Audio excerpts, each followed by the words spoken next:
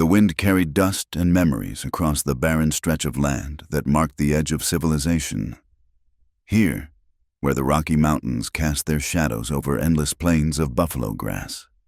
The town of Copper Creek huddled against the wilderness like a child against its mother's skirts. It wasn't much to look at. A collection of weathered buildings that seemed to lean on each other for support, their wood bleached gray by the relentless sun and scoured smooth by prairie winds. Main Street consisted of little more than a saloon, a general store, a blacksmith's shop, and a small church whose steeple pointed accusingly at the vast, indifferent sky.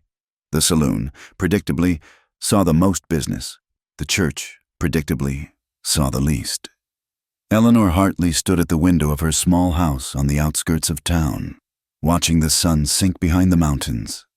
At 26, she was young to be a widow, though not unusually so in these parts where death came calling with the casualness of a neighbor dropping by for coffee. Her husband Samuel had been dead 11 months now, taken by fever the previous winter when the snow had piled high against their door and the doctor couldn't make it through from the next town. She pulled her shawl tighter around her shoulders. Though the evening wasn't particularly cold, it was habit now. This drawing in of herself, this constant bracing against a world that had proven itself capable of casual cruelty. Her fingers, roughened by needle and thread, absently traced the worn wood of the window frame. Tomorrow there would be more mending to do. There always was. Mrs.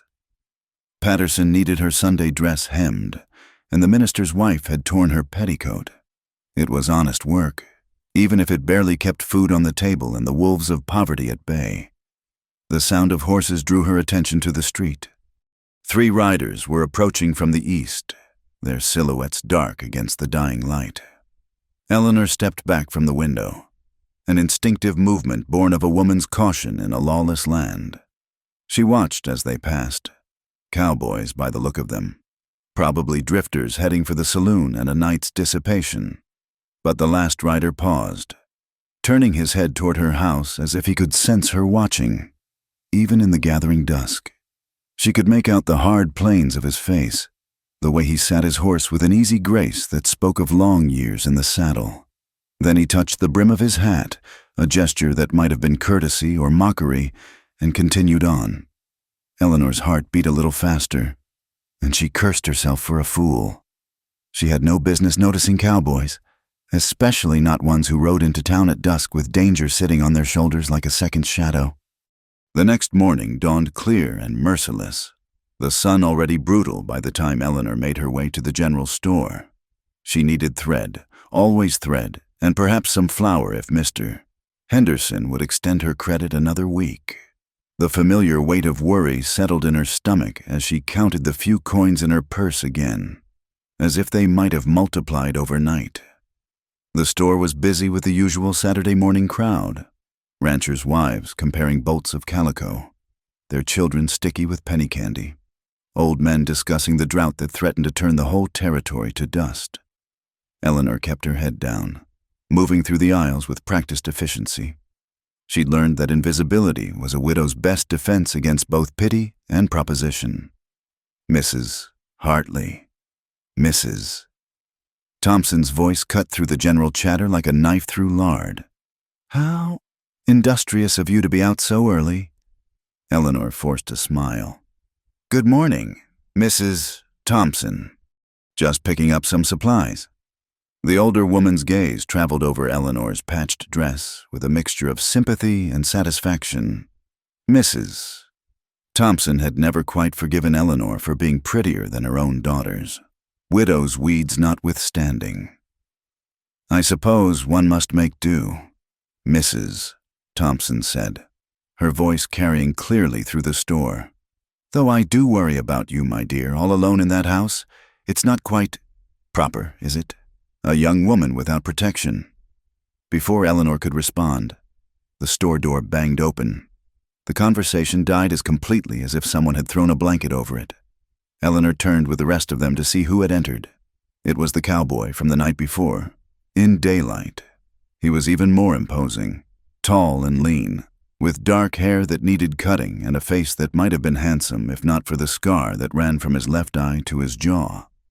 His clothes were trail-worn but clean, and he wore his gun low on his hip in the way of men who expected to use it. His gaze swept the store, paused on Eleanor for a heartbeat longer than comfortable, then moved to the counter where Mr. Henderson stood frozen like a rabbit before a hawk. "Need supplies," the cowboy said. His voice was low, graveled, as if he didn't use it much. "Yes, sir. Mr. Henderson stumbled over the words. "Logan," the man said. "Jake Logan." A whisper ran through the store like wind through wheat. Eleanor didn't recognize the name, but clearly others did. "Mrs." Thompson actually took a step backward, her hand going to her throat. Logan seemed unaware, or more likely uncaring of the stir he'd caused. He moved through the store with economical grace, selecting items with the efficiency of a man used to traveling light. Tobacco, ammunition, salt pork, the necessities of a life lived on the margins. Eleanor found herself trapped between him and the door, unwilling to draw attention by pushing past. She studied the thread in her hands as if it contained the secrets of the universe. "Ma'am." The word was spoken so close she could smell leather and gunpowder and something else. Sage, maybe from the desert. She looked up to find Logan standing directly in front of her, holding a bolt of cloth. "You dropped this," he said. She hadn't, and they both knew it. The fabric was a soft blue cotton, too expensive for her purse, too fine for her life. But his eyes, gray as winter storm clouds, held a challenge that made protest die in her throat. "Thank you," she managed, taking the cloth with hands that trembled slightly. He touched his hat brim again, that same ambiguous gesture from the night before, and moved past her to the counter. Eleanor stood frozen, aware of every eye in the store upon her, the blue fabric burning in her hands like accusation.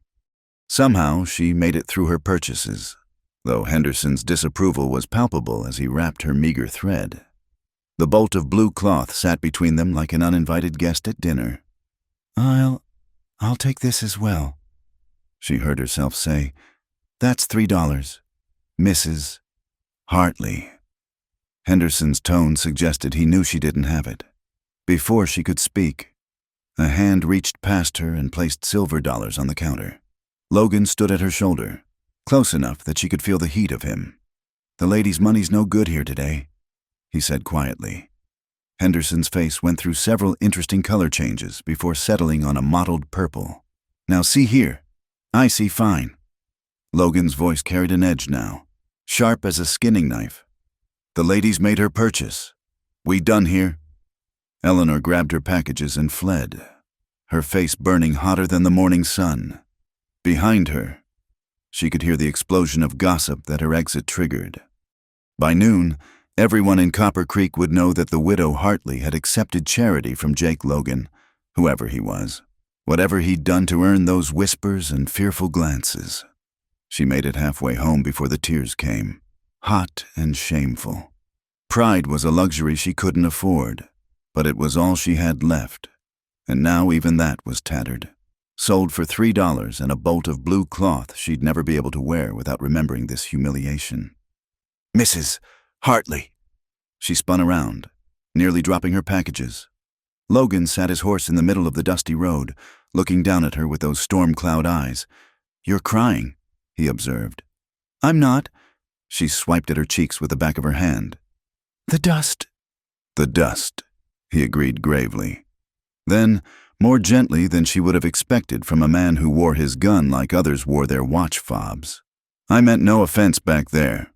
"Then what did you mean?" The words came out sharper than intended, but anger was easier than tears. He was quiet for a long moment, studying her with an intensity that made her want to smooth her worn dress, fix her wind-blown hair. "Finally," he said. "Seemed like you needed help. I've been where need lives. It's a cold place to visit and a colder place to stay. I don't need your pity. Mr. Logan." "Good. I wasn't offering it." He gathered his reins, preparing to ride on. "That cloth will make a fine dress. Color matches your eyes." Then he was gone, spurring his horse into a lope that raised a cloud of dust in his wake. Eleanor stood in the road, packages clutched to her chest, watching until he disappeared into the shimmering heat haze. It wasn't until she was safe in her own house, door barred against the world and its gossip, that she unwrapped the cloth and saw what else was tucked inside. A $20 gold piece and a note written in a surprisingly elegant hand. For your trouble, and because blue is too fine a color to waste on tears. J.L. Eleanor sank into her chair, the gold piece heavy in her palm. $20 was more money than she'd seen in months. It would pay the rent, buy food, maybe even shoes for winter.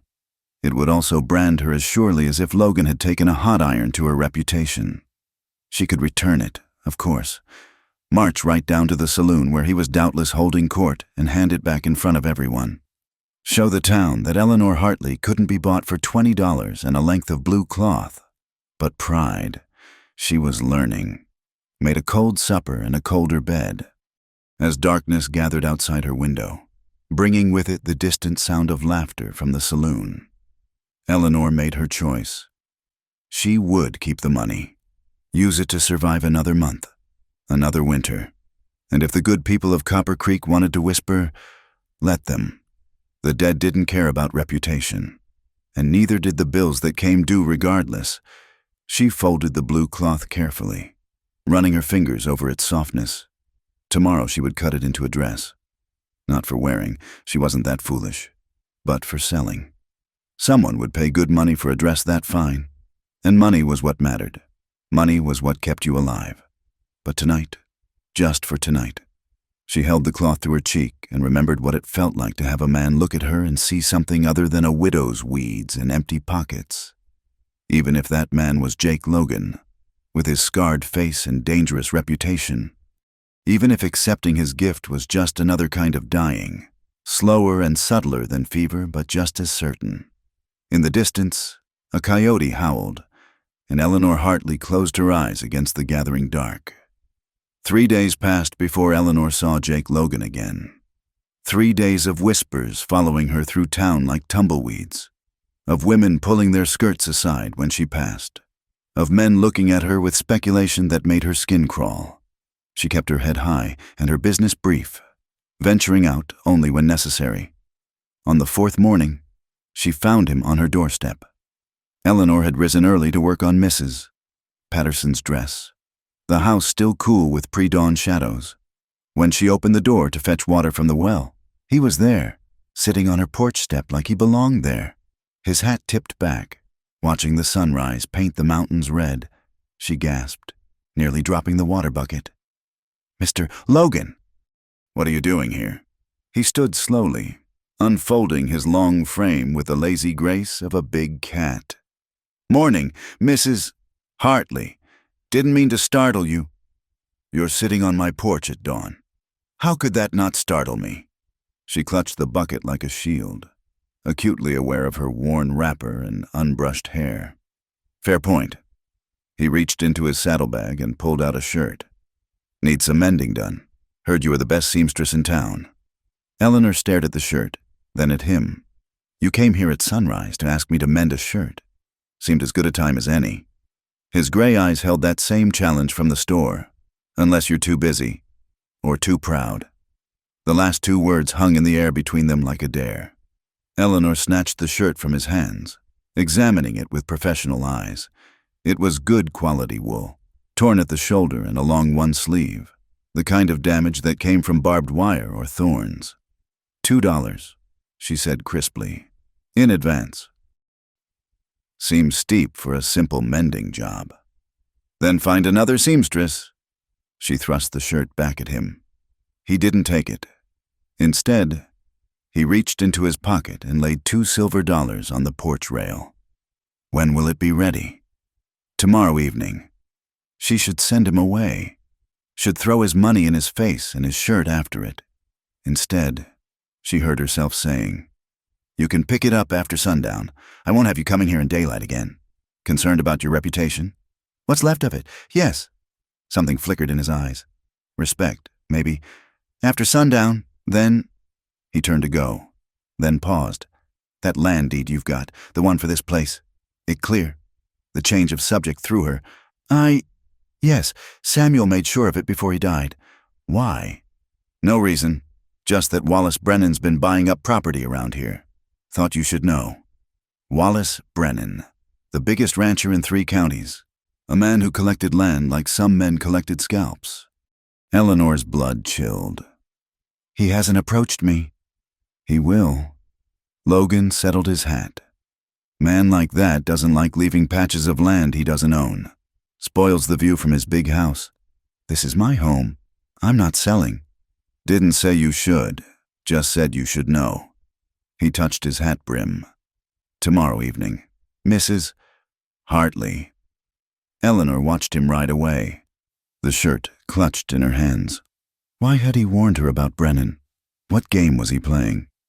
She spent the day working on his shirt with unnecessary care, her needle moving and precise, tiny stitches that would hold against whatever violence had torn the fabric.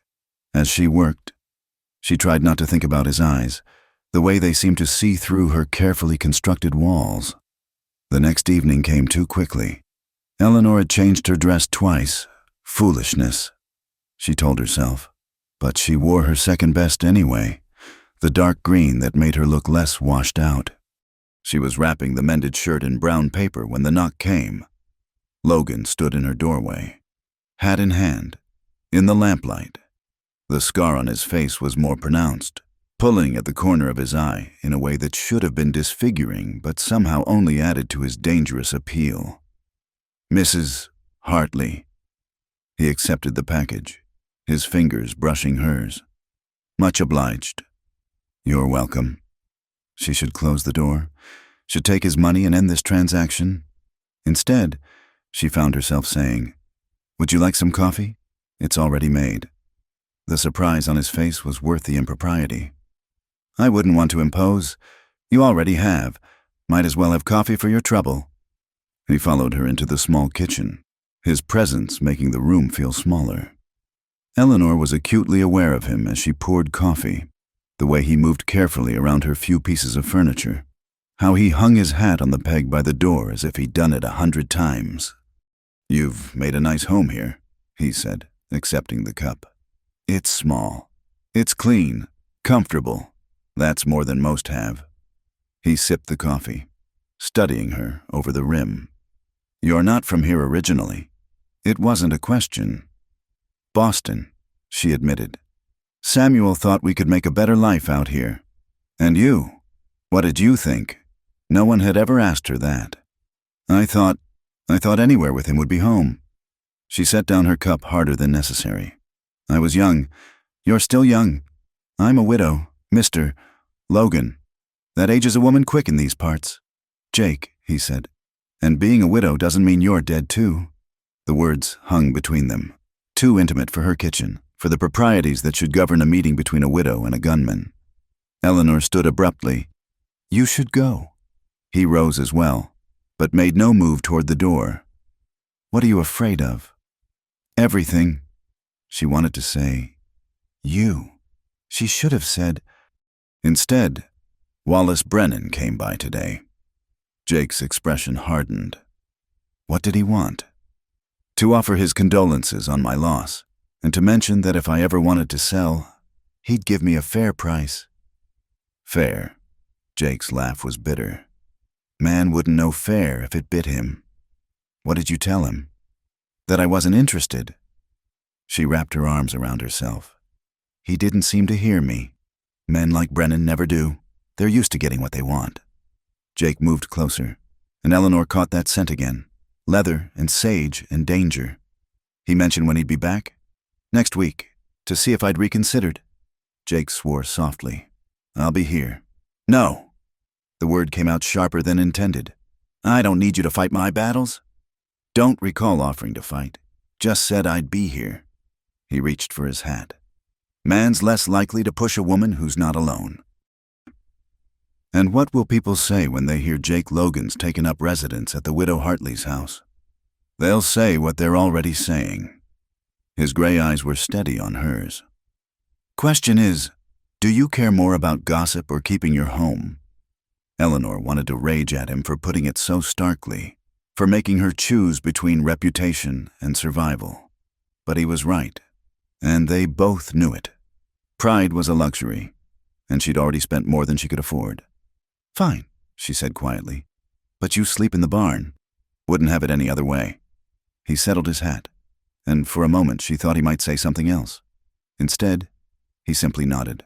"I'll move my gear in tomorrow, after dark, to spare your sensibilities." "My sensibilities are none of your concern, Mr. Logan." "Jake," he corrected again. "And everything about you is my concern now.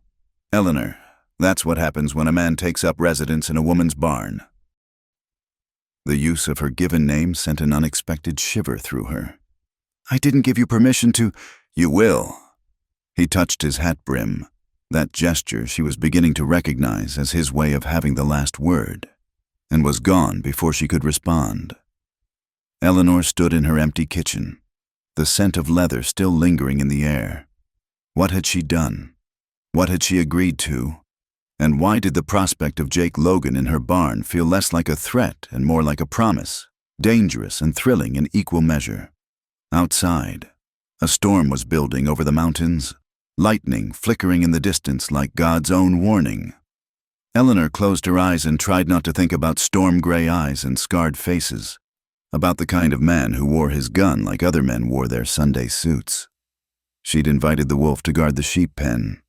The question now was whether she'd survive his protection, or if she'd discover that sometimes the wolf was hungrier than whatever prowled outside. Thunder rolled across the valley, and Eleanor Hartley began preparing for a different kind of storm. The next night, true to his word, Jake arrived after full dark. Eleanor watched from her window as he led his horse to the barn, moving with the quiet efficiency of a man used to not being seen. She should go to bed, leave him to settle himself. Instead, she found herself lighting a lantern and walking across the yard. He was spreading his bedroll in an empty stall when she entered. "Checking up on me already? Bringing you extra blankets. The nights get cold." He straightened, studying her in the lantern light. "You always this thoughtful to the hired help?" "You're not hired help." "No? Then what am I?" She had no answer for that. Instead, she set the blankets on a barrel. "There's a pump out back for water. Breakfast is at sunrise." "Yes, ma'am." There was gentle mockery in the words, but something else too, a warmth that made her pulse quicken. Eleanor fled back to the house, her shadow dancing wildly in the lantern light. Behind her, she thought she heard him chuckle, low and knowing.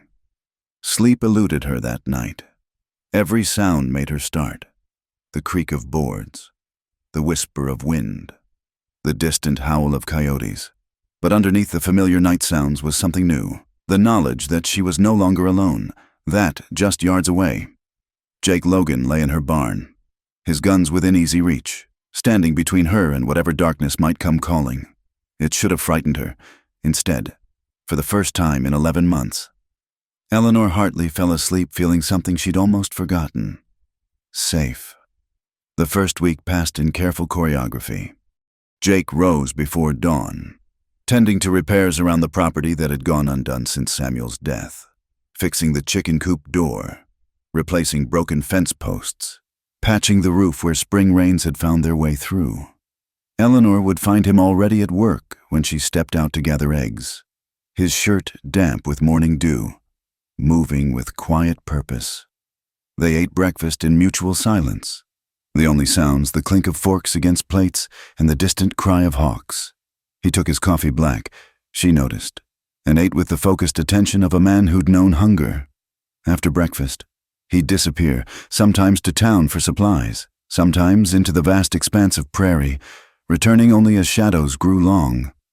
Eleanor told herself she didn't watch for his return, but she found reasons to be near windows in the late afternoon, and her heart lifted inexplicably at the sight of his horse cresting the ridge. The second week brought unexpected rhythms. She'd set a plate for him at dinner now, and he'd tell her about his day in sparse sentences, how the Hendricks boy had nearly broken his fool neck trying to ride an unbroken Mustang, how the drought was driving rattlesnakes closer to town. Small talk, safe talk, the kind of conversation that revealed nothing while slowly building something unnamed between them. One evening, A sudden hailstorm caught them both outside. Eleanor had been taking laundry from the line when the sky turned green-black, unleashing ice pellets the size of marbles. Before she could run, Jake was there, pulling her against the side of the house, his body shielding hers from the worst of the assault. They pressed against the rough boards, her back to his chest. His arms braced on either side of her while hail hammered the ground like bullets. She could feel his heartbeat, steady where hers raced, could smell that mixture of leather and sage that was becoming dangerously familiar. When the storm passed as suddenly as it had come, neither moved immediately. Eleanor became aware of details, the heat of him through her thin dress, the way his breath stirred the hair at her neck, how perfectly she fit in the shelter of his body. "You're trembling," he said quietly. "The cold." The hail stopped. His voice was rough velvet in her ear. "You're still shaking." She pulled away, turning to face him. His shirt was torn where the hail had struck, small spots of blood showing through. Without thinking, she reached out to touch one of the tears. "You're hurt." He caught her hand, his fingers wrapping around hers. "Eleanor," just her name, but the way he said it, low and raw and full of warning, made her realize how close they were standing, how dangerous this moment had become. "Don't make me love you," she whispered, the words escaping before she could stop them. Something shifted in his face, his gray eyes darkening like storm clouds. Then his mouth curved in a smile that was equal parts challenge and promise, a dark smile that made her shiver for entirely different reasons than the cold. "Too late for that kind of warning, darlin'." He released her hand and stepped back, the space between them suddenly vast as prairie. "Get inside before you catch your death." Eleanor fled, her feet stumbling over the hail-covered ground. Behind her, she heard him gathering the scattered laundry, practical even in the wake of whatever that had been. Her hands shook as she built up the fire, as she heated water for tea, as she tried to return to the safe routines of her life. But something had shifted. Some invisible line had been crossed. When Jake came in with the salvaged laundry, she couldn't meet his eyes. When their fingers brushed as she took the basket, she jerked back as if burned. "I should check my trap lines tomorrow," he said carefully, as if they were walking on the same hail-scattered ground. "Might be gone overnight." "Of course." Her voice sounded strange to her own ears. "I'll pack you some food." He nodded and retreated to the barn, leaving Eleanor alone with her racing thoughts and trembling hands. She pressed her fingers to her lips, remembering his smile, the dark promise in it. She'd asked him not to make her love him, but the truth was far more dangerous. She was already falling, had been falling since he'd handed her that blue cloth in Henderson's store. The next morning, he was gone before she woke. Eleanor found only a note on the kitchen table. "Back tomorrow. Bar the doors at night. Jay." The house felt emptier than it had in months. She went through her daily tasks mechanically, mending, cleaning, tending the chickens. But her mind kept returning to those moments against the wall, the solid warmth of him, the way her name sounded in his rough voice. That evening, as she was finishing supper alone, she heard horses approaching, multiple horses moving fast. Eleanor's blood chilled. She grabbed Samuel's old shotgun from above the fireplace, checking that it was loaded before moving to the window. 4 riders pulled up in her yard, and her heart sank as she recognized Wallace Brennan's silver-studded saddle. The rancher dismounted with the confidence of a man who owned everything he surveyed, his 3 companions remaining on horseback, hired guns by the look of them, faces hard as flint.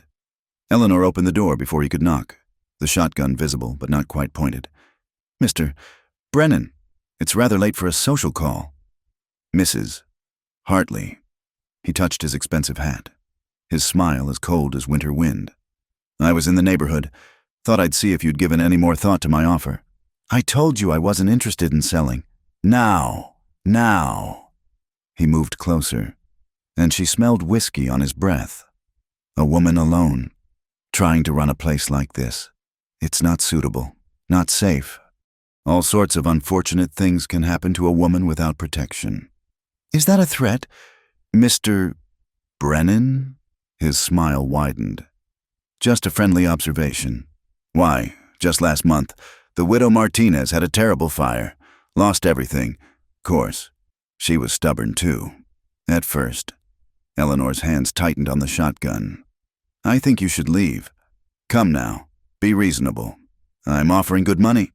The lady said leave. Jake's voice came from behind Brennan, calm as Sunday morning. Eleanor hadn't heard him approach, but there he stood at the edge of the lamplight, his hand resting casual-like on his gun. Brennan turned slowly. And you are? The man telling you to get off the lady's property. Jake moved forward, and the hired guns straightened in their saddles. Unless you got business here past dark, which I'm thinking you don't. Jake Logan. Brennan's eyes narrowed.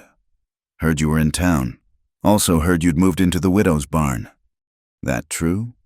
What I heard, Jake said conversationally, is that you've been having trouble with fires on your ranch. Mysterious ones. Barns, mostly. Shame if that spread to the main house. The threat hung in the air like smoke.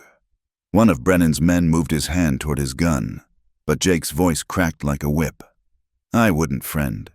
Not unless you're faster than you look, which you ain't.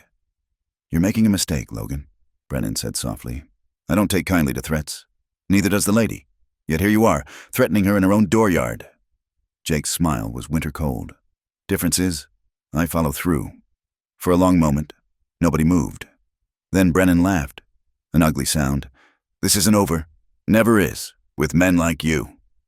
Jake stepped aside, a mocking gesture of courtesy.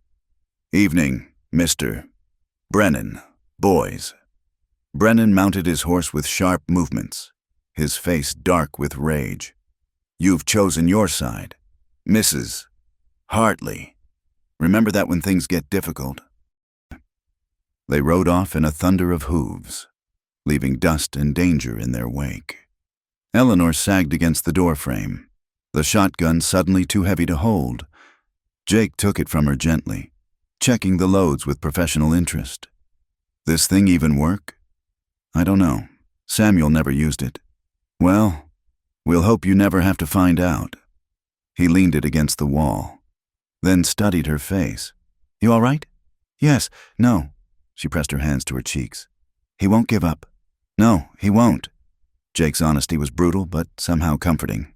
Men like Brennan, they're used to taking what they want, but he's also a coward. Likes his violence done by others, in the dark. We'll be ready. We, Eleanor repeated softly. You got objections to that word? She looked at him, this dangerous man who'd appeared in her life like a dust devil, disrupting everything. He'd come back early from his trap lines. Come back because somehow he'd known she might need him. Or maybe just because he'd wanted to. No, she said finally. No objections. He nodded, satisfied. Get some rest. I'll keep watch tonight. You can't stay up all night. Done it before. Go on now. Eleanor went, but paused in the doorway. Jake, thank you. His smile was crooked, softer than the one from yesterday. That's what neighbors do. Eleanor, look out for each other. Neighbors. Is that what they were? This man who made her tremble with just a look, who stood between her and danger like it was his natural place. She lay in her bed, listening to him moving around outside, checking windows, walking the perimeter of the property, standing guard, the wolf protecting the sheep. Just as she'd thought, but as she finally drifted toward sleep, a different thought came. Maybe she wasn't a sheep at all. Maybe she was just another wolf. And Jake Logan had recognized his own kind. In the barn. Jake settled in for a long night, his rifle across his knees. He'd tracked Brennan's men to town before doubling back, had known they'd make their move tonight. Just like he'd known Eleanor would stand in her doorway with that ancient shotgun, ready to face down 4 armed men rather than surrender her home. Brave, foolish woman. When she'd whispered those words during the hailstorm, "Don't make me love you," she'd had no idea it was already too late for him. Had been too late since he'd seen her in Henderson's store, proud and hurting, counting coins like each one might be her last. He'd come to Copper Creek running from his past, looking for a place to rest his bones for a while. Instead, He'd found her, found something worth protecting, worth fighting for, worth maybe even dying for, if it came to that. Jake Logan smiled in the darkness, a smile that would have frightened Eleanor if she'd seen it, because it was the smile of a man who'd found his line in the sand. And God help anyone who tried to cross it. Word of Jake Logan's confrontation with Wallace Brennan spread through Copper Creek like wildfire through dry grass. By the next morning, Eleanor couldn't walk 10 feet in town without feeling the weight of stares, hearing the whispers that followed in her wake. The widow Hartley had taken up with a gunslinger. They said, shameless, desperate, no better than she ought to be, Mrs. Thompson made a point of crossing the street to avoid her. The minister's wife returned the dress Eleanor had been hemming, claiming she'd decided she didn't need it after all. Even Henderson at the general store served her with cold efficiency, no longer extending credit, demanding cash for every purchase. Eleanor held her head high, completed her errands, and returned home to find Jake replacing boards on the front porch. He looked up as she approached, taking in her pale face and rigid posture. That bad? She set down her nearly empty basket. I've become quite the pariah, it seems. Because of me. Because of choices I made. She sat heavily on the porch step. Though I wonder if I had any choice at all. Brennan would have come regardless. Jake put down his hammer and settled beside her, careful to leave proper space between them. There's always a choice. You could have sold, taken his money, and started over somewhere else. This is my home. Land's just land. Eleanor. She turned to look at him then, surprised by the resignation in his voice. You don't believe that. Don't I? He picked up a nail, turning it between his fingers. I've been drifting for 5 years. One town's much like another when you're running. What are you running from? The question hung between them in the afternoon heat. Jake was quiet so long she thought he wouldn't answer. Then, man I used to be, things I did in the war and after, got caught up with the wrong people, did things for money I shouldn't have. When I finally tried to get out, to be better, he shrugged. Past has a way of following you. Is that why people fear you? Because of what you were? They fear me because I'm good at violence. Because when pushed, I push back harder. He looked at her directly then. That bother you? Eleanor thought about it, really thought about it. This man beside her had probably killed, would kill again if threatened. His hands, now gentle with hammer and nail, had dealt death. Should that frighten her? Perhaps, but what frightened her more was how safe those dangerous hands made her feel. No, she said quietly. It doesn't bother me. Something shifted in his expression. He reached out, his fingers barely grazing her cheek. You're going to be the death of me, Eleanor Hartley. Before she could respond, the sound of approaching riders made them both tense. But it was only young Tommy Henderson from the store, riding hard. Mrs. Hartley! Mr. Logan! The boy's face was flushed with excitement. Pa sent me to warn you. Brennan's hired more men. They're saying things in the saloon about what they're gonna do. Jake stood slowly. What kind of things, son? Tommy's ears reddened. Bad things, sir. About Mrs. Hartley, and about burning folks out who don't see reason. How many men? 6, maybe 7. Rough-looking fellows from down Mexico way. Jake pressed a coin into the boy's hand. You did good. Coming to tell us? Now get on home and stay there tonight. After Tommy rode off, Eleanor felt the weight of impending violence like a physical thing. Maybe I should... No. You don't even know what I was going to say. You were going to say maybe you should reconsider. Sell to Brennan. Run. Jake's voice was flat. That what you want to do? I want to live, she said sharply. Is that so wrong? Nothing wrong with it. Question is, what kind of living? He sat back down beside her. Closer this time. I've been running for 5 years, keeping my head down, trying to disappear. You know what I learned? You can't run from what you are, can only choose where you make your stand. And you're choosing to make yours here, for a woman you barely know? I know enough. The simple certainty in his voice undid her. Eleanor felt tears threaten and blinked them back furiously. "This isn't your fight. It is now." He stood, offering her his hand. "Come on, we need to prepare." They spent the rest of the day turning Eleanor's small home into a fortress. Jake showed her how to barricade the windows, where to position furniture for cover. He loaded every gun they had, placed ammunition strategically throughout the house. As the sun began to set, he insisted she pack a bag with essentials. "If things go bad, you run for the Hendricks place. They'll take you in. And leave you here alone. Better than both of us dying for pride." "Is that what you think this is?" Eleanor demanded. "Pride? I think you're a stubborn woman who's been pushed as far as she can go." His smile took the sting from the words. "I also think you're brave as any man I've ridden with. But brave doesn't stop bullets." Night fell like a curtain, bringing with it an unnatural quiet. No coyotes howled. No night birds called. Even the wind seemed to hold its breath. Eleanor made coffee with hands that only trembled slightly, while Jake took up position by the front window.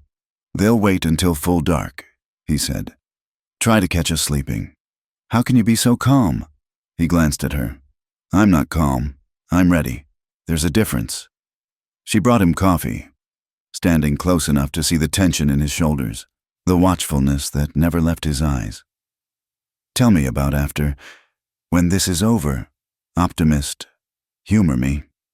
He was quiet for a moment. "After, Brennan backs off or I make him. You keep your land. Build a real life here. And you? I move on. Find another town, another barn to sleep in. Is that what you want?" He set down the coffee cup with excessive care. "What I want doesn't much matter. It does to me." "Eleanor, no." She moved in front of him, forcing him to look at her. "You've appointed yourself my protector, inserted yourself into my life, made me care about—" She stopped, heat flooding her cheeks. "Made you care about what?" His voice was rough. "You know what. Say it." The challenge in his eyes made her reckless. "Made me care about you. Made me wonder what your smile means. Why you look at me like I'm something precious and dangerous all at once. Made me lie awake thinking about—" He kissed her. It wasn't gentle. It was fierce and desperate and full of all the words they hadn't said. Eleanor made a sound, protest or surrender. She wasn't sure, and then she was kissing him back, her hands fisting in his shirt, holding on like he might disappear. When they broke apart, both breathing hard, Jake rested his forehead against hers. "This is a bad idea. The worst." She agreed. "You should tell me to leave. After tonight. After we deal with Brennan. Tell me to go and never come back." "Is that what you want me to say?" "It's what you should say." He pulled back, his eyes dark with things that made her shiver. "I'm no good for you. Eleanor, I've got blood on my hands and a past full of ghosts. You deserve better than what I can offer." "Which is what?" "Nothing. Everything. I don't know." He laughed, but there was no humor in it. "All I know is when I think about leaving, something in me breaks a little. And when I look at you, I see all the things I can't have, shouldn't want." Eleanor reached up, tracing the scar on his face with gentle fingers. "You saved me from Brennan, from being alone, from giving up." Her voice dropped to a whisper. "Don't make me love you if you're just going to leave." He caught her hand, pressing it against his cheek. "Too late for warnings, remember?" Before she could respond, he stiffened. "They're coming." Eleanor heard it then, horses, moving slow and quiet through the darkness. Her heart hammered against her ribs as Jake checked his guns one more time. "Remember what I said. Things go bad. You run. Jake, promise me." She saw it then in his eyes, the very real possibility that he would die tonight. For her. For a piece of land that meant nothing to him except that it was hers. "I promise." She lied. He knew it was a lie. She could see it in his smile. Then there was no more time for words. The night exploded in gunfire. and Eleanor learned what it meant to have something worth fighting for and someone worth losing everything to protect. The first shot shattered the front window, showering them with glass. Jake shoved Eleanor behind the overturned table, returning fire in smooth, economical movements. The small house filled with gun smoke and the thunder of shots. "How many?" Eleanor shouted over the noise. "5, maybe 6. Jake ducked as bullets chewed into the wall above his head. "They're trying to flank us." Eleanor grabbed Samuel's shotgun, her hands steady now that the moment had come. Through the broken window, she could see muzzle flashes from behind the water trough, the barn, the woodpile. They were surrounded. "Eleanor!" Jake's warning came just as the back door exploded inward. A man charged through, gun raised. Eleanor spun and fired, the shotgun kicking hard against her shoulder.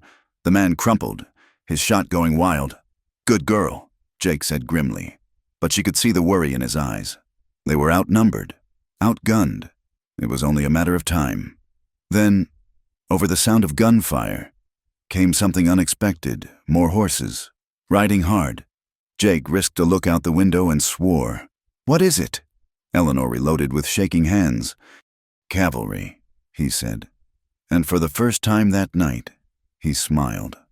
Looks like the good people of Copper Creek decided they'd had enough of Brennan, too. The gunfire outside intensified as the townspeople engaged Brennan's hired guns. Through the shattered window, Eleanor could see Henderson from the general store, the minister, even old Doc Pritchard, men who'd never been fighters, now standing against tyranny because they'd finally had enough. "Stay down," Jake ordered, moving toward the door. "I need to help them finish this." "Jake, no!" But he was already gone, disappearing into the smoke-filled night. Eleanor crouched behind the overturned table, clutching the shotgun, listening to the chaos outside. The shooting seemed to go on forever, punctuated by shouts and the thunder of horses. Then, gradually, the gunfire slowed, stopped. An eerie quiet settled over the yard, broken only by groans from the wounded and the nervous nickering of horses. "Eleanor," Jake's voice, rough but alive. "It's over. You can come out." She emerged from the house on unsteady legs, surveying the aftermath. Several of Brennan's men lay sprawled in the dirt. Others sat with hands raised, surrounded by armed townsmen. And there, held at gunpoint by the minister of all people, was Wallace Brennan himself. "You okay?" Jake materialized at her side, blood seeping from a graze on his temple. "You're hurt." "I've had worse." He studied her face intently. "You did good in there, real good." Before she could respond, Sheriff Daniels rode up, late as always, but at least present. He surveyed the scene with weary resignation. "Jake Logan, should have known I'd find you in the middle of this mess. Just defending the lady's property. Sheriff, these men came shooting. We shot back. That's the truth of it." Henderson spoke up. "We all saw it. Brennan's been terrorizing folks for too long. Tonight he went too far." A murmur of agreement rose from the assembled townspeople. The sheriff sighed, then nodded to his deputies. "Take Brennan and what's left of his boys to jail. We'll sort this out proper in the morning." As Brennan was led away, he shot Eleanor a look of pure venom. "This isn't over."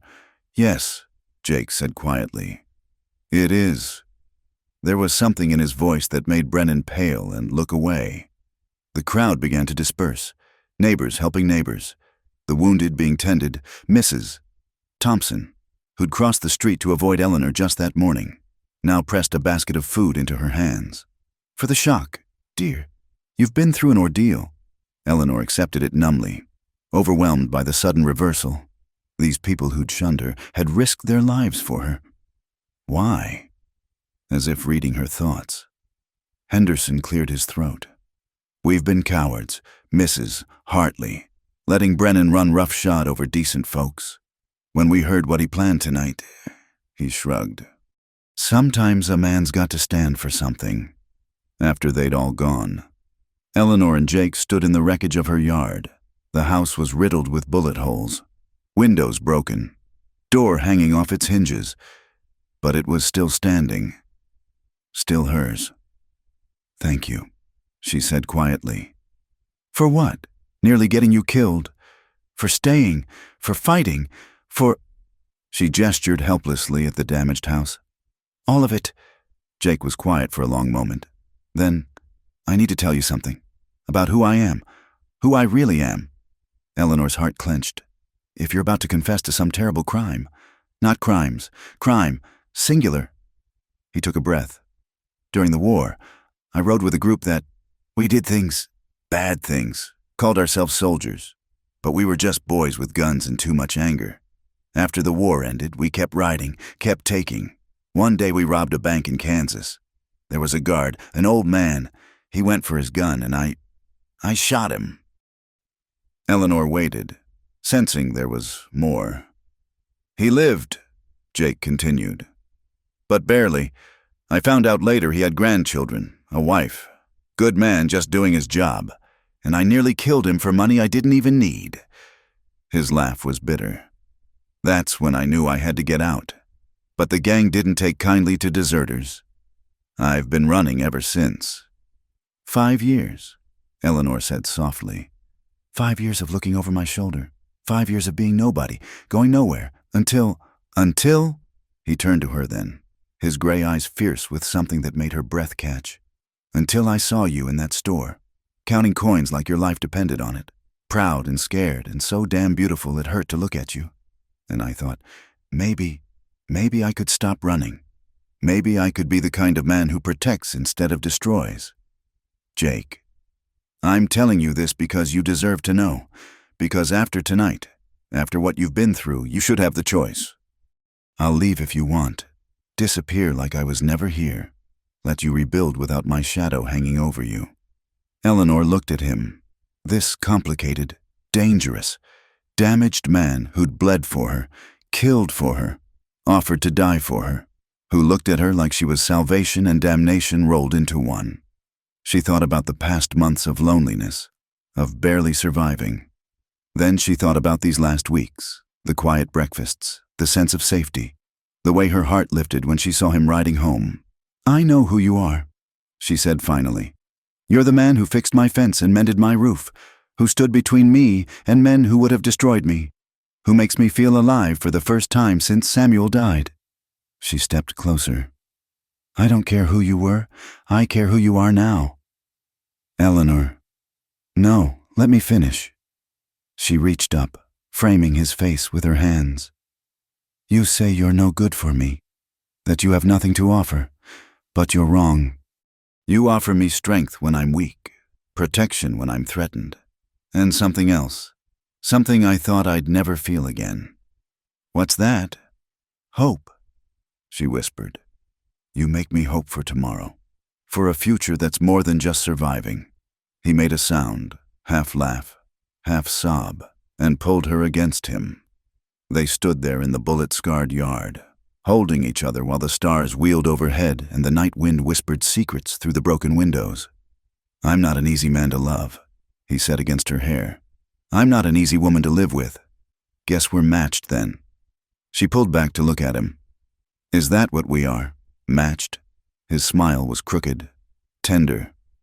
Eleanor Hartley, I've been yours since the day I handed you that blue cloth. Just took me a while to admit it. And now I'm done running. Done being nobody going nowhere. If you'll have me, I'd like to try being somebody. You're somebody. Eleanor thought about the gossips, about propriety, about all the reasons this was madness. Then she thought about the alternative, a life of careful loneliness, of always wondering what if. The barn's not going to be comfortable much longer, she said. Winter's coming. That an invitation? That's a practical consideration. The house needs fixing anyway. Might as well add a room while we're at it. A room, not— He stopped, uncertainty flickering in his eyes. One thing at a time, Eleanor said gently. We've got wounds to heal, a house to rebuild, a life to figure out. But Jake? Yeah? You're not sleeping in the barn anymore. His kiss was answer enough, sweet and fierce and full of promises. When they finally drew apart, the eastern sky was beginning to lighten, painting the mountains in shades of rose and gold. Come on, Eleanor said, tugging him toward the house. I'll make coffee. You can tell me what you know about carpentry. Not much, he admitted. But I'm willing to learn. That's all anyone can ask. As they picked their way through the debris, Jake suddenly stopped. Eleanor, that man you shot? He was the first, wasn't he? She nodded, surprised to find her hands steady. Does it get easier? No, but you learn to live with it, especially when it's to protect what matters. And I matter? He looked at her with those storm-gray eyes, scarred face softening. More than you know. They went inside then, to survey the damage and plan the repairs. Outside, the sun climbed higher, burning away the gun smoke and shadow, blessing the broken places with light. It would take time to rebuild, to heal, to trust that this fragile hope could grow into something lasting. But they had time now.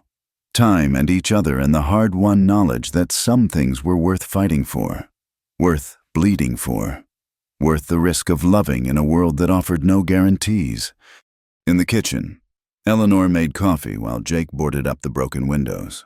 They worked in companionable silence. Two damaged souls learning the rhythm of together.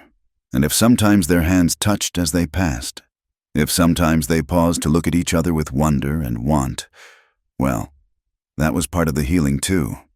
The bullet holes would be patched, the windows replaced, the scars, inside and out, would fade though never fully disappear. But as Eleanor watched Jake work, his movements careful and competent, she knew with bone-deep certainty that they would make it. They had survived the night. Everything else was just details. The weeks that followed the shootout brought an unexpected peace to Eleanor's small homestead. Jake threw himself into repairs with the focused intensity of a man who'd found his purpose. Together they patched walls, replaced windows, and slowly erased the physical scars of that violent night. The work was hard but satisfying, their hands working in tandem, building something new from the wreckage. The town's attitude had shifted too. Where once there had been whispers and turned backs, now there were nods of respect, offers of help. Jake Logan was no longer just the dangerous stranger who'd moved into the widow's barn. He was the man who'd stood against Brennan, who'd protected one of their own. One evening, as they sat on the newly repaired porch watching the sun paint the mountains crimson, Jake set down his coffee with unusual care. There's something I need to do. Eleanor's contentment dimmed. She'd been waiting for this, the restlessness that would take him away. Oh, those men I used to ride with, they're still out there, still looking for me. He turned to her, and she saw the weight of decision in his eyes. I can't build a life here, a real life. With that hanging over us, they'll come eventually, and when they do, you want to go find them first. It wasn't a question. I want to end it, one way or another. He reached for her hand. I know I promised I was done running, but this isn't running. Eleanor interrupted. This is facing it. Could take weeks, maybe longer. And there's no guarantee I'll... Don't! She squeezed his fingers hard. Don't say it. They sat in silence, hands linked, watching darkness creep across the valley. Finally, Eleanor spoke. When? Soon, before winter sets in. He brought her hand to his lips. I'll come back. Eleanor, I swear it. You better. We've got a room to add, remember? His smile was crooked, tender. How could I forget? 3 days later, she watched him ride out at dawn, his figure disappearing into the morning mist like a ghost. Eleanor stood on the porch until she couldn't see him anymore, then went inside to the empty house that suddenly felt too large, too quiet. The first week was the hardest. She jumped at every hoofbeat, ran to the window whenever she heard riders, but it was never him. She threw herself into work, sewing, mending, taking in laundry from the hotel. Anything to keep her hands busy and her mind from dwelling on all the ways a man could die between here and wherever Jake's past waited. Mrs. Patterson stopped by with a pie and sympathy. He'll be back, dear. That man loves you something fierce. Did he tell you that? Didn't need to. It's in every look he gives you. The older woman patted Eleanor's hand. Besides, A man doesn't work that hard fixing up a house he doesn't plan to live in. The second week brought unexpected challenges. 3 of Brennan's former hands showed up at her door, hats in hand, looking for work. She almost sent them away, but something in their weathered faces stopped her. "We ain't bad men, ma'am," the eldest said. "Just made poor choices working for Brennan. We'd like to make amends, if you'll let us." Against her better judgment, Eleanor hired them to help with the fall chores. They worked hard, respectful and quiet, fixing things Jake hadn't gotten to. It felt strange, accepting help from men who'd once been enemies. But the West was like that, harsh and unforgiving, but also capable of surprising redemption. The third week, a letter came, not from Jake. She'd recognize his careful script, but from a town marshal 2 territories over. "Mrs. Hartley," it read. "A man matching Jake Logan's description was involved in an incident here. He asked me to send word that he's alive and handling his business. He also said to tell you that blue is still his favorite color. Marshal Tom Davies." Eleanor pressed the letter to her chest, weak with relief. Alive. He was alive. The cryptic reference to blue, their private joke about that first meeting, made her laugh through tears. She kept the letter in her pocket, touching it throughout the day like a talisman. At night, she slept in the shirt he'd left behind, breathing in the fading scent of leather and sage. The fourth week tested her resolve. Word came that Brennan had been sentenced to 5 years hard labor. Not enough, but something. His ranch was being broken up, sold in parcels. The banker approached Eleanor about buying the section that bordered her property. "I don't have that kind of money," she said flatly. "No, but Jake Logan does." The banker pulled out a document. "He left instructions. If anything came up while he was gone, I was to advance you whatever you needed from his account." Eleanor stared at the paper. "His account? Man's got more saved than you'd think. Enough to buy that land parcel and then some." The banker's smile was knowing. "Seems he's been planning for a future here longer than anyone knew." She signed the papers with a shaking hand. Adding 40 acres to their, and when had she started thinking of it as theirs, little homestead. Land enough for a real ranch. If they wanted. Land enough for a future. That night, she stood in the doorway of the half-built addition to the house, imagining it complete. A bedroom, Jake had said, though they'd both known it would be more than that. It would be a commitment, a promise built in wood and stone. "Come back," she whispered to the empty plains. "Come back and help me finish this." The 5th week brought the first snow, just a dusting that melted by noon. Eleanor had the hired hands move the livestock closer to the barn, laid in supplies for winter. Life went on. Had to go on, but every sunset without him felt like a small death. She was bringing water from the well when she saw him. A lone rider, moving slow, slumped in the saddle. Her heart stopped, then raced as she recognized the way he sat his horse, even hurt. "Jake!" The bucket fell from nerveless fingers as she ran. He managed a crooked smile as she reached him. "Hey, darlin', miss me? You're hurt." Blood seeped through his coat, his face gray with pain and exhaustion. Help me down?" She half carried him inside, her small frame supporting his weight.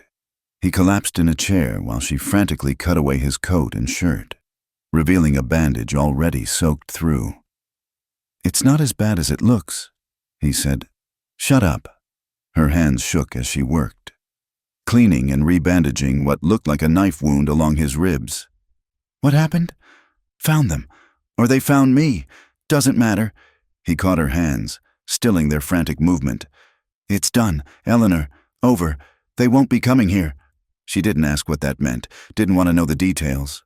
All that mattered was he was here, alive, bleeding in her kitchen, but alive. "The others?" she asked quietly. "Dead or scattered. The gang's finished." He winced as she tied off the bandage. "I'm finished with it. For good this time." Eleanor helped him to bed. Their bed now. No pretense otherwise. He was asleep almost before his head hit the pillow, exhaustion claiming him. She sat beside him through the night, watching his chest rise and fall, occasionally checking his temperature, smoothing the hair back from his forehead. When dawn came, he stirred, gray eyes focusing on her face. You stayed up all night. Someone had to make sure you didn't die in your sleep. Takes more than a knife to kill me. He struggled to sit up, grimacing. Besides, I promised I'd come back. Yes, you did. She helped him lean against the headboard. The banker told me about your account, about the land. Figured we could use the room, maybe run some cattle, build something proper. He studied her face. If that's what you want. What I want, Eleanor said carefully, is for you to stop getting yourself shot, stabbed, or otherwise injured. I'll work on that. His hand found hers. What else? I want to finish that edition before winter. And? She met his eyes, saw the hope there, the question he wouldn't ask. And I want you to stop talking about leaving. Stop thinking of this as my place, my land, my life. It's ours now. All of it. Eleanor Hartley, are you proposing to me? Someone has to. You're too busy getting stabbed. His laugh turned into a cough, then a groan as it pulled at his wound. Damn. Woman. Don't make me laugh. Then give me an answer. He pulled her down for a kiss. Gentle despite his injuries. When they parted, his eyes were serious. Yes, to all of it. The land, the cattle, the life. You. Especially you. Good. She stood, smoothing her skirts. Now rest. I've got chores to do. And then I need to go to town. For supplies? For the minister. If we're doing this, we're doing it proper. She paused at the door. Unless you've changed your mind? Eleanor. His voice stopped her. I love you. Have since that first day? I think just took me a while to remember what that felt like.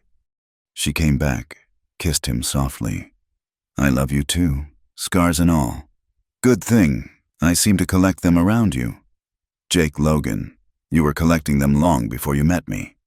Yeah, but now they mean something. He caught her hand. Now they're proof I've got something worth fighting for.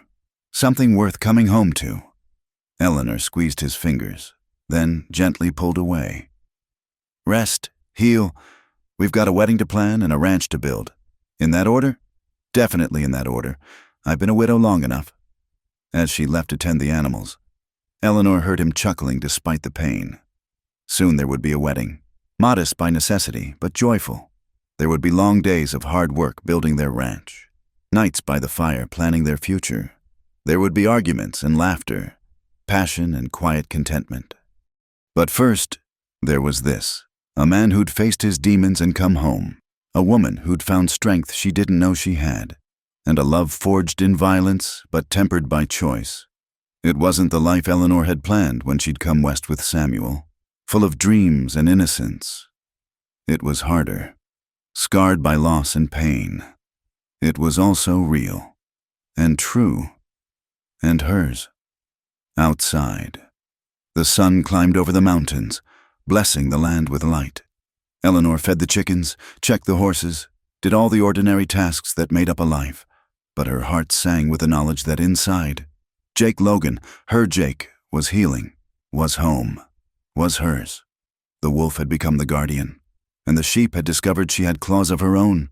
Together, they would build something worth having in this harsh and beautiful land. Together, they would make it through whatever came next. The wedding was set for 2 weeks hence, but the town's reaction proved more divided than Eleanor had anticipated. While many had come to respect Jake after his stand against Brennan, the news of their impending marriage stirred old prejudices and new concerns. Mrs. Thompson cornered Eleanor outside the general store. My dear, surely you must reconsider. The man is a gunfighter, a killer. What kind of life is that for a respectable woman? A real one, Eleanor replied evenly, with a man who's proven his worth when it mattered. But what will people say? Your reputation? My reputation was in tatters the day I became a widow without means. Jake Logan gave me back my dignity, my home, my life. I care nothing for the opinions of those who stood by while Brennan tried to destroy me. But the whispers grew louder. Some claimed Jake was only after her land. Others said Eleanor had lost her mind, trading respectability for the protection of a dangerous man. A few even suggested she'd been compromised, that the marriage was necessary to cover shame. The ugliness came to a head 3 days before the wedding. Eleanor was in town for final preparations when a group of women surrounded her outside the dressmaker's shop. "We've come to talk sense into you," declared Mrs. Holloway, the banker's wife. "It's not too late to call this off. I have no intention of—" "He's a killer, Eleanor. How many men has he put in the ground? How long before he turns that violence on you?" Eleanor's temper, held in check for so long, finally snapped. "How many of your husbands lifted a finger when Brennan's men came to burn me out? Where was your concern for my welfare then?"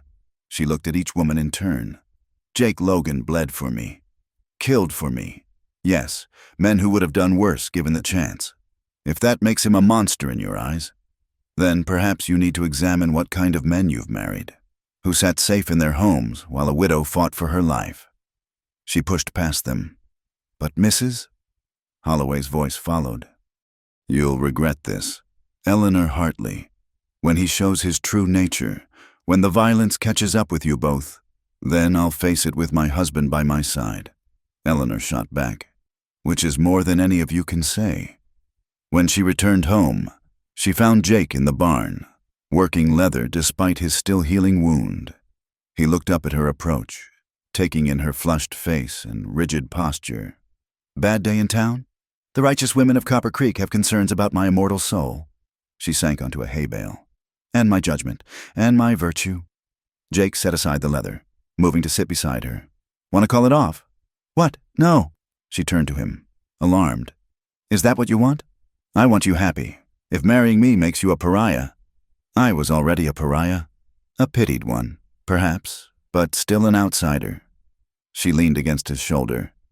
"At least now I'll be a pariah with company." "Eleanor." He turned her face toward him. "I need you to be sure. Not just about loving me, but about living with what I am. The women in town, they're not entirely wrong. I am dangerous. I have killed. And while I pray, I never have to again. If someone threatens you, threatens what we're building," he shrugged, "I won't hesitate." "I know." She traced the scar on his face. "I've seen you at your most violent. I've also seen you gentle a spooked horse. Fix a roof in blazing heat because it needed doing. Risk your life for someone you barely knew. You're a complicated man, Jake Logan, but not a monster. The past has a way of catching up. There might be others, friends of the men I've killed, bounties I don't know about. Can you live with that shadow?" Eleanor thought about it, really considered what he was asking. A life of possible danger, of watching the horizon for trouble, of knowing violence might visit again. Then she thought about the alternative, a safe, empty existence, dying slowly of loneliness and privation. "I've lived with shadows since Samuel died. At least now I won't face them alone." She kissed him softly. "I choose you, Jake, all of you. The good and the bad, the gentle and the dangerous." He pulled her close, burying his face in her hair. "I don't deserve you. Probably not, but you're stuck with me now." They were interrupted by the sound of riders approaching. Jake was on his feet instantly, hand moving to his gun. Old habits died hard, but it was Sheriff Daniels, accompanied by a man Eleanor didn't recognize, well-dressed, with a look of authority. "Jake, Mrs. Hartley." The sheriff tipped his hat. "This is Federal Marshal Collins. He's got some questions." Jake's expression went carefully neutral. "Marshal. Mr. Logan." Collins dismounted, studying Jake with sharp eyes. "Or should I say, Jake Thornton?" Eleanor felt Jake tense beside her. "Logan's my legal name now." "So, I understand. I also understand you were involved in some unpleasantness up north recently. Something about the Garrison gang?" "They're finished. Won't be troubling anyone again." "No, they won't. 3 dead, 2 captured. Quite a piece of work." The marshal's expression was unreadable. "The captured men had interesting stories. Said you used to ride with them. Said you turned on them. I left that life behind 5 years ago. They couldn't accept that. So you killed them. I defended myself. Jake's voice was steady. They came for me. Made it clear it was them or me. I chose me. The marshal studied him for a long moment. Then, surprisingly, he smiled. Good. The garrison gang was wanted in 3 territories. Between the bounties and the rewards from grateful citizens, you've got about $2,000 coming. Jake blinked. I don't want blood money. Not blood money. Justice money. Those men terrorized innocent folks for years. You stopped them. Collins pulled out an envelope. Take it, Logan. Build something good with it. God knows this territory needs more men willing to stand up to the bad ones. After the lawmen left, Jake stared at the envelope like it might bite him. $2,000. Enough to buy more land, more cattle, build a real ranch. Eleanor took his hand. Make something good from something bad. Is that possible? We're doing it, aren't we? The wedding day dawned clear and cold, frost glittering on the grass like scattered diamonds. Eleanor wore her blue dress, the one made from Jake's gift, and tried not to think about the half-empty church, the condemning stares from some of the congregation, but there were friendly faces too. Henderson stood as Jake's witness. Doc Pritchard gave Eleanor away. The minister's wife, defying gossip, had decorated the altar with late-blooming wildflowers, and scattered throughout were the men and women who'd stood with them against Brennan, who understood that sometimes salvation came in unexpected packages. When Jake took her hands at the altar, his gray eyes were fierce with emotion. You sure about this? Never been more sure of anything in my life. The ceremony was simple, the vows traditional. But when the minister pronounced them man and wife, when Jake kissed her with tender reverence, Eleanor felt something shift in the world. She was no longer the widow Hartley, that pitiful, struggling creature. She was Eleanor Logan, wife of a complicated man, partner in building a life from the ashes of their separate pasts. The reception was modest, cake and punch in the church hall, but those who came were genuine in their congratulations. As the afternoon wore on, more people drifted in, curiosity overcoming disapproval. By evening, even some of the righteous women had appeared, perhaps realizing that shunning the wife of a man with Jake's reputation might not be their wisest choice. Politics, Jake murmured, watching Mrs. Holloway force a smile as she offered stiff congratulations. Survival, Eleanor corrected. They're hedging their bets. Smart of them. As the sun set, they made their farewells and headed home in the wagon Jake had bought with part of the reward money. Home. They're home now. Officially and legally. No regrets? Jake asked as they drove through the gathering dusk. One, Eleanor admitted. He tensed. What? I wish Samuel could have met you. I think he would have approved. He'd have wanted me to be with someone who'd protect me, cherish me, fight for me. Jake was quiet for a moment.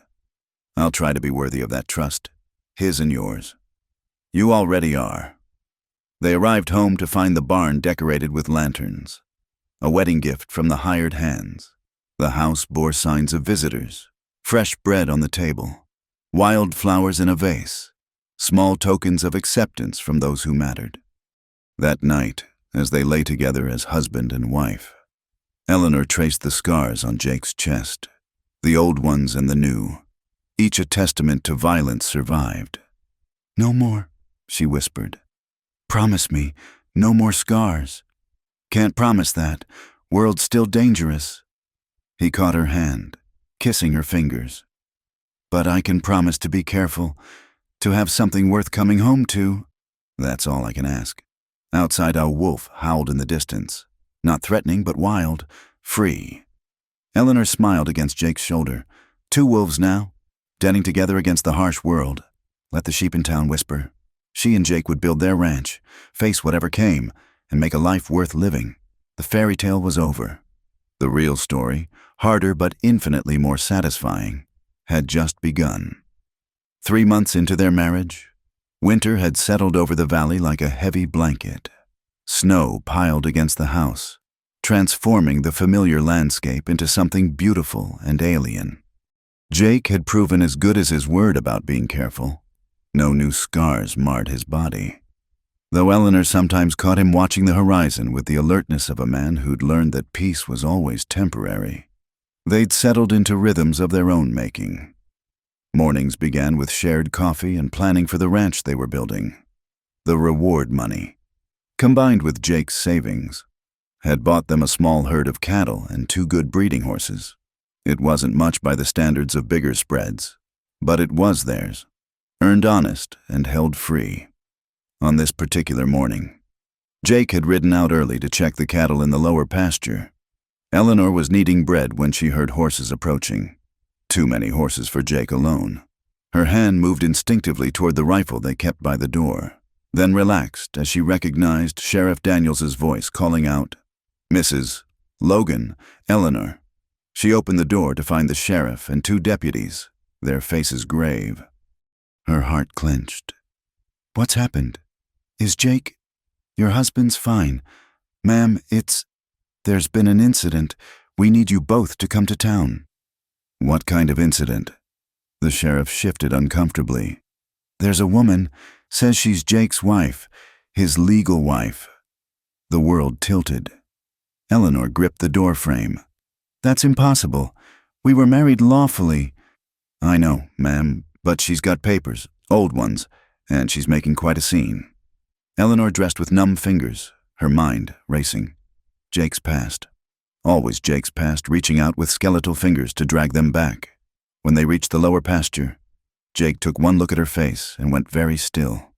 "What is it?" she told him, watching his expression cycle through surprise, anger, and finally, a weary resignation that hurt worse than rage would have. "Margaret," he said quietly. "Should have known she'd surface eventually. Your wife," the words tasted like ashes, "was years ago, before the war." He swung down from his horse, approaching her carefully. "Eleanor, I swear I thought she was dead. The whole town burned. Everyone said—" "But she's not dead. She's in town, claiming you." Eleanor heard her voice from a distance, calm and cold. "Tell me the truth. Jake, all of it." He looked older suddenly, shoulders bowing under the weight of memory. "I was 18. She was 16. Our families arranged it. Land consolidation, bloodlines, all that mattered to them. We were married exactly 1 month before I enlisted. Never even—" He stopped, flushing. "It wasn't a real marriage, not like us, but legal. Maybe, I don't know. When I came back from the war, the town was gone. Quantrill's raiders or someone like them. Everyone dead or scattered. I searched, found records that said she'd died in the burning."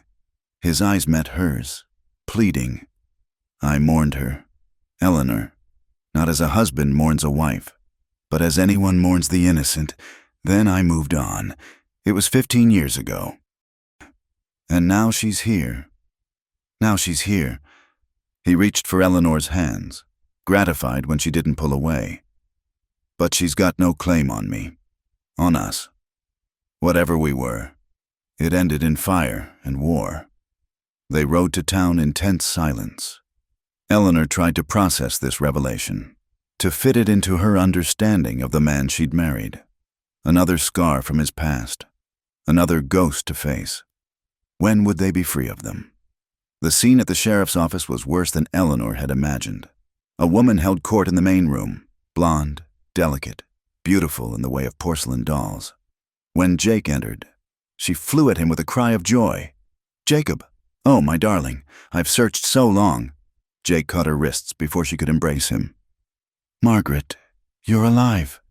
"Of course I'm alive, though barely, after what I've endured." She turned tear-filled blue eyes on Eleanor.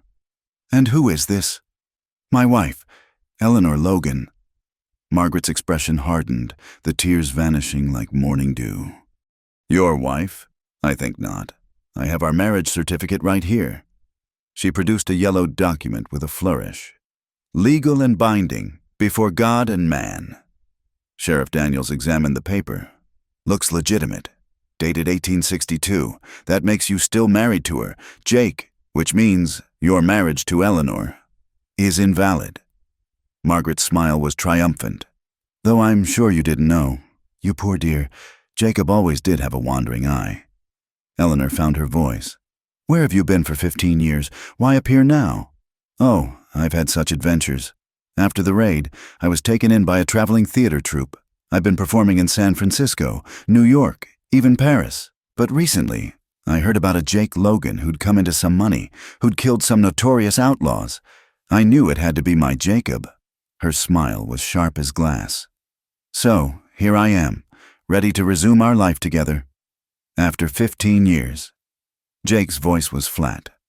15 years of letting me think you were dead. I was traumatized. I didn't even remember my own name for months. And then, well, the theater was so exciting." She waved a dismissive hand. "But that's all behind us now. We can start fresh. I have started fresh. With Eleanor." Margaret's pretty face contorted. "With her? This nobody? Jacob, darling, you're confused. Come with me. I have a suite at the hotel. We can discuss this privately." "There's nothing to discuss." Jake moved to stand beside Eleanor. "Whatever we were, Margaret, we haven't been for 15 years. I'm not the boy you married, and you're clearly not the girl I knew. But I have the law on my side." Margaret's voice turned steely. "Sheriff, I demand you uphold my rights as this man's legal wife." Sheriff Daniels looked pained. "I'll have to look into this, check records, maybe get a judge involved. Until then," he looked at Jake apologetically, "you might want to stay in town, both of you, separately." "This is ridiculous," Eleanor burst out. "They were children. She abandoned him for 15 years. The law is the law, ma'am." The sheriff's sympathy was clear but unhelpful. "We'll sort this out quick as we can." They left the sheriff's office in turmoil. Margaret called after them, voice honey-sweet again. "I'll be at the hotel, darling. When you come to your senses." Jake secured rooms at the boarding house, one for himself, one for Eleanor. As they stood in the hallway between their doors, the absurdity and pain of the situation overwhelmed them both. "This can't be happening," Eleanor said. "Not now. Not when we finally—" Jake pulled her into his arms, not caring who might see. "Listen to me. That woman might have a piece of paper, but she's not my wife. Hasn't been since the day I rode off to war. If she ever truly was, you're my wife, Eleanor, in every way that matters. But if the law, damn the law," his voice was fierce, "we'll figure this out. Get a lawyer, get the marriage annulled, whatever it takes. I won't lose you to a ghost." That night, Eleanor lay alone in the narrow boarding house bed, staring at the ceiling, down the hall. She knew Jake was doing the same. In the hotel, Margaret was probably planning her triumphant return to a marriage that existed only on paper. The next days brought a circus of legal maneuvering. Jake hired the best lawyer in 3 counties, a sharp-minded man named Peterson, who took one look at the situation and smiled like a wolf. "Abandonment," he said simply. 15 years without contact, without support, without any attempt to locate her husband. That's grounds for dissolution in any court.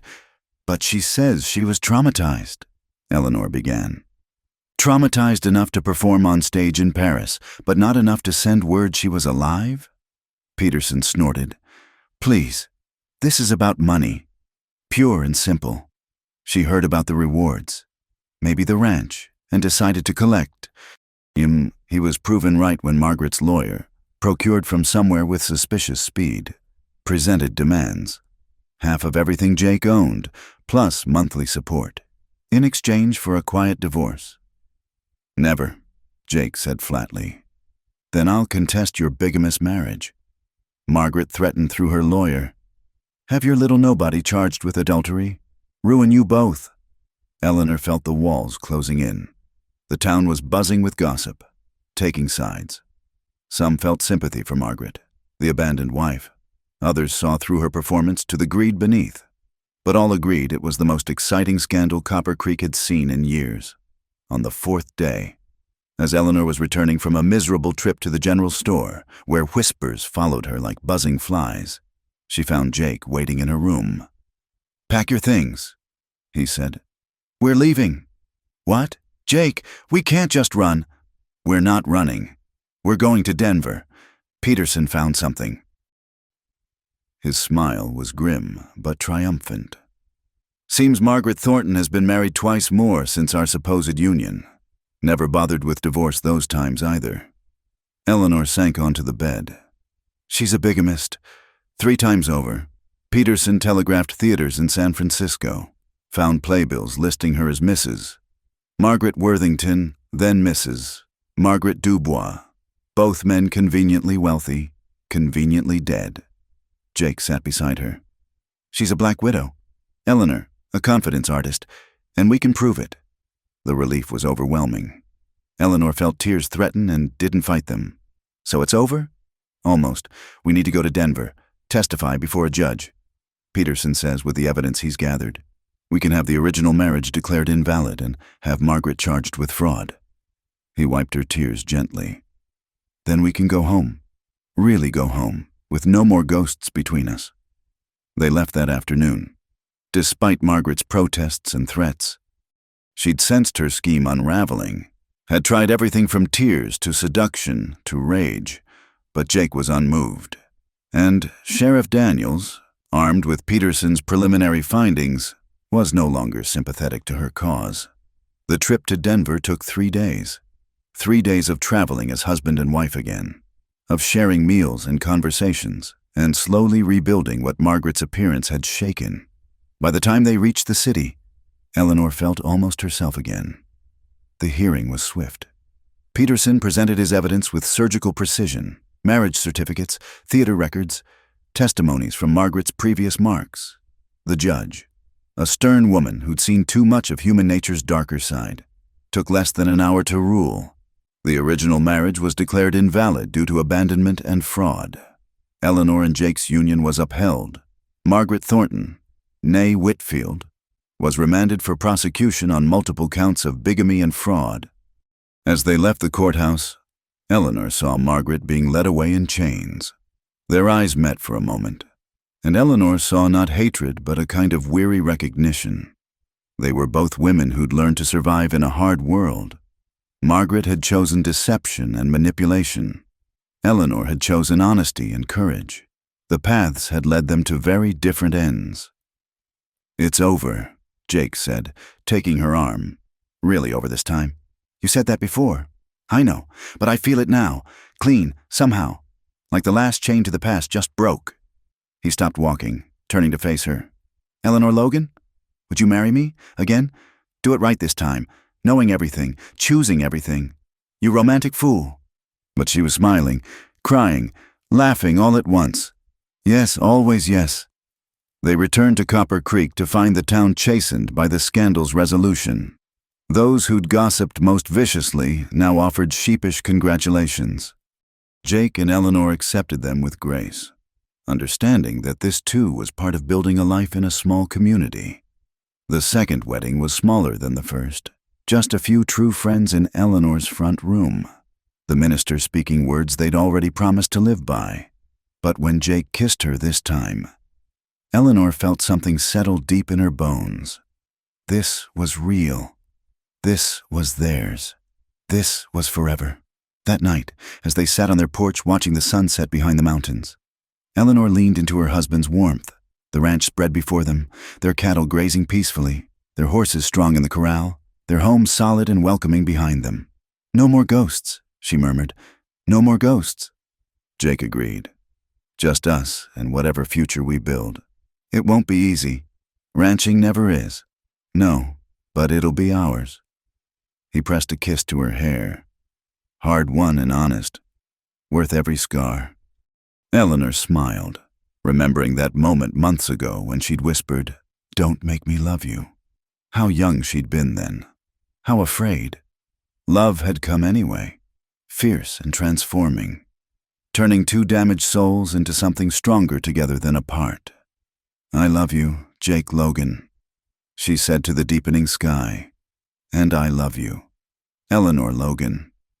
He replied, "Today, tomorrow, and all the days after." The stars began to emerge, one by one, blessing the vast wilderness with their ancient light. Somewhere in the distance, a wolf howled, not threatening now, but wild and free and achingly beautiful. Eleanor closed her eyes and listened, feeling the solid warmth of Jake beside her, the certainty of home beneath her, the promise of tomorrow stretching endless as the prairie. They had survived. Against gossip and guns, against past and prejudice, against every odds stacked against them. They had built something real from the ashes of their separate sorrows.